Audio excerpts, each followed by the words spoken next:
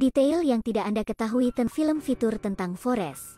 Skenario 1, Forrest menggunakan senapan militer M14 selama pelatihan rekrutan, tetapi setelah datang ke Vietnam menggunakan senapan M16.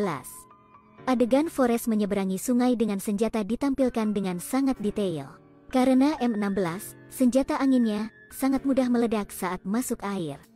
Episode 2, seorang letnan membantu Forrest membeli saham merek buah. Lihat tanda ini, ya, itu Apple. Harga saham Apple telah meningkat 200 kali lipat sejak listing, jadi aman untuk mengatakan dia tidak perlu khawatir tentang sisa hidupnya. Dapat dilihat bahwa kotak surat sekarang benar-benar baru. Dan kotak surat Forrest di depan pintu ketika dia masih kecil sangat bobrok. Skenario 3, saat Forrest berdiri di hadapan Presiden Kennedy. Ada foto Marilyn Monroe di wastafel Gedung Putih. Ini juga mengisyaratkan hubungan Monroe dengan Presiden Kennedy. Episode 4, ada adegan seperti itu di film. Forrest sebagai seorang anak sedang duduk di depan pintu kantor menunggu ibunya. Pembuatan plot ini terinspirasi dari karya pelukis wanita Amerika Norman, Gadis Tanpa Ekspresi. Pendekatan cermat sutradara memungkinkan Forrest memulihkan adegan dalam ilustrasi. Episode 5, Forrest memakai kemeja kotak-kotak sepanjang waktu. Dipakai di masa kanak-kanak, di perguruan tinggi, dalam dinas militer dan bahkan saat berlari jarak jauh. Namun di akhir film, Forrest akhirnya berhenti mengenakan kemeja kotak-kotak, dan putra Forrest memakainya lagi. Artinya bendera zaman diturunkan dari generasi ke generasi. Kegigihan Forrest dalam menangani pekerjaan juga menjadi alasan kesuksesannya nanti. Forrest hanya memiliki IQ 80 tapi dia bisa berhasil. Dan banyak orang dengan IQ normal sangat biasa-biasa saja. Detail kecelakaan itu sama sekali tidak diketahui dalam cerita Forrest. Detail 6 pengemudi bus sekolah masih merokok saat menjemput Forrest dari sekolah.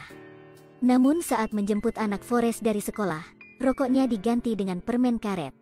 Episode 7, saat Forrest berlari, pria itu memberinya t-shirt. Tiba-tiba, sebuah truk lewat dan memercikkan lumpur ke arahnya.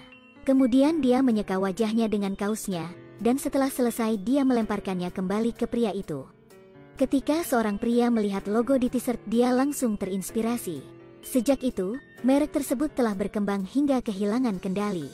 Episode 8, kesan Forrest tentang ayah Jenny penuh cinta.